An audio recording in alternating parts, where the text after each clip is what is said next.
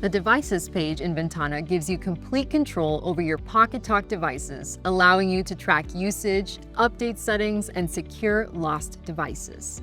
To view all managed devices, go to Device Manager, then Devices. Admin can see all devices while other users can only see devices within assigned groups.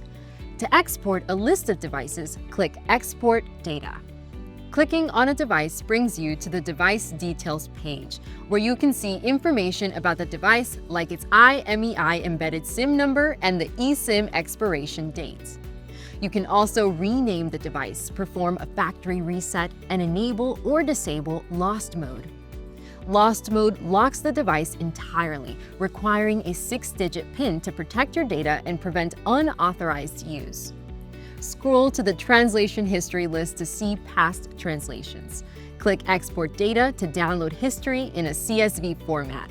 Use filters to find translations by date, keyword, or language. With these tools, managing devices in Ventana is efficient and secure, giving you full control over your organization's Pocketalk devices.